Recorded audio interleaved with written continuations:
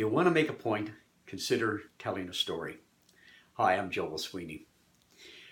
I did a video blog on this, did a couple of video blogs on this actually back a few weeks ago, and got a lot of great feedback. Thanks to everybody that provided that feedback. There was one or two you provided some suggestions, and I really appreciate those because that's what spawned this particular blog. And that suggestion was to show some examples. Now, I did give an example a couple of weeks back, but I thought I'd do something in terms of a category of examples. And when I say category, I mean it's looking at our lives, being open to what are some of the things that have happened within our lives. And I realized I have this category, and we all do, what I call defining moments. What are the defining moments that have contributed positively to our lives? And I don't mean the obvious ones of wedding and birth of children. I mean the ones that are truly unique to us as individuals.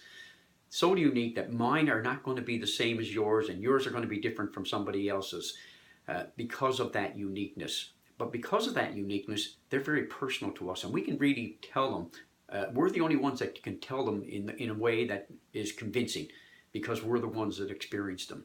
So I'm going to give you an example. My example goes back many, many years, back into my late teens when I was trying to work my way through the high school system.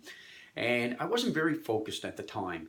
And so it took me 2 years to get grade 11. I failed grade 12, and I got kicked out of community college 2 years in a row. So my track record was less than stellar, to say the least. Now, around that same time, I had a very good friend of mine, and his father was a candidate employment officer, or whatever they called them back then. And he was quite aware of my academic track record, or lack of. And he had some real concerns that I was going nowhere fast. And he was probably pretty right. But for whatever reason, he reached out to me. And he asked me to come into his office one day. And when I did, he slid a piece of paper across his desk, and he asked me to fill it out. And it was an application for an job as an air traffic controller.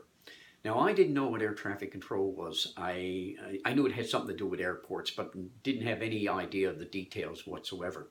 So I filled it out, and it turned out there was about 1,000 individuals that had applied, and there was a series of screenings and interviews and tests and things of that nature, and they eventually narrowed it down to about 40 of us out of our large geographical area.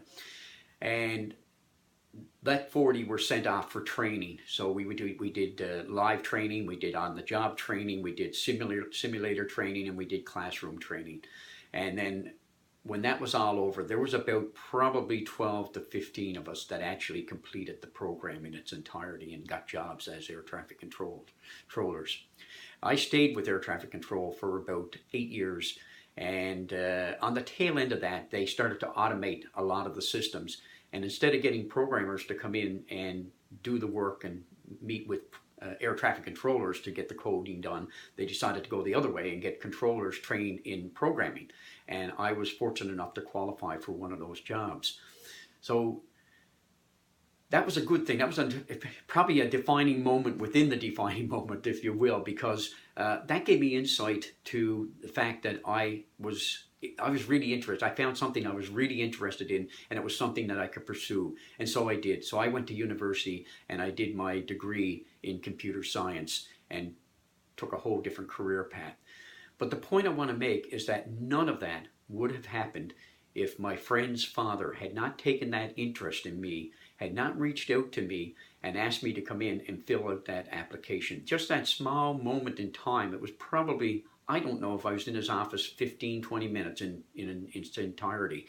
And yet that had such a huge impact on my life in a very, very positive way. I shudder to think what I would be doing today if he had not reached out to me. That was a defining moment in my life. You have all kinds of defining moments in your life. Think about those. They make for powerful stories. You got to link them to what it is that you're talking about, as I pointed out in previous posts, but take advantage of them. They're worth their weight in gold. That's your tip for this week. Now go out and make your voice heard.